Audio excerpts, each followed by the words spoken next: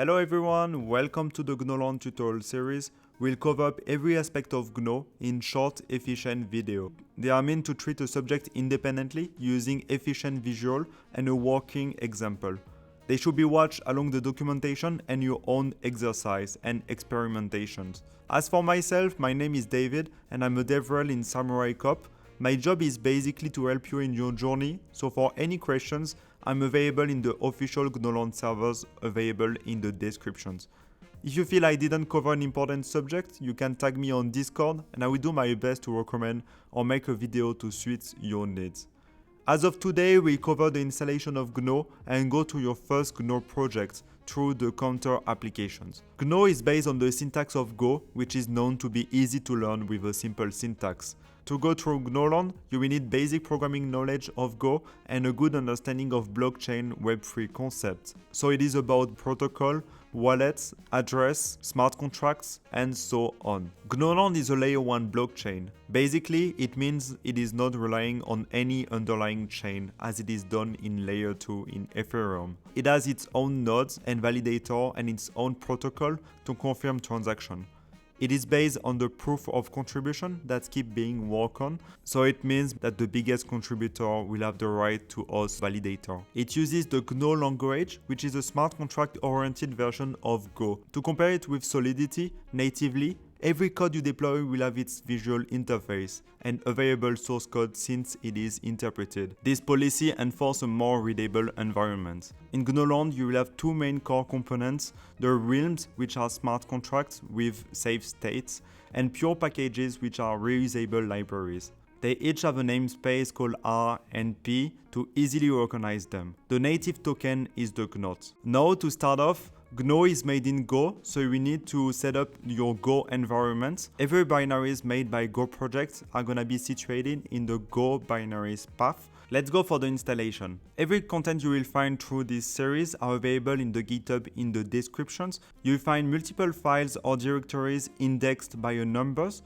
As well, you will find all the slides I generated for this video with the script I'm reading that is being generated using the PeerDev programs. So you don't have to go precisely through the video to have the information. By going directly on the GitHub, you have as well a README to go through the different steps of the installation. So basically what we're gonna do right now. I think it is important to have multiple formats, so choose the format that's suited to your needs. Many examples are available in the GitHub repositories, all working and up to date. I'm being careful about it, and if not, I recommend you to do an issues or a pull request. Let's start by our first application.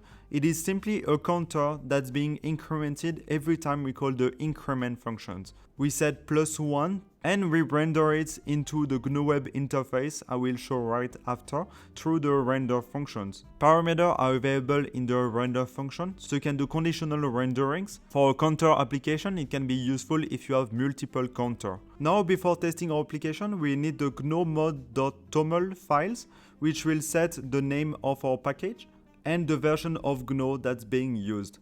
If you don't have these files, you won't be able to test your applications. To install Gno on your machine, you will need to clone the official Gno repositories. It is being worked on every day and you have many examples available. By going through examples, realms, demo, and counter, we can find back our applications, which is basically the same things. We're gonna do git clone, and once clone, you go inside and you do make install. It will install the three binaries, so Gnokey, Gno, and gnodev. As I said before, you must append your path global variable with the Go binaries path. If I type N for displaying my environment and I get my path variable, I can find my Go binaries path. If you are on Bash, ZSH, or any others, you must only do an export like this way. By going in the good directories, we can finally explore our applications. We use gnodev to launch and explore the local environment. And the Gnoweb server is started.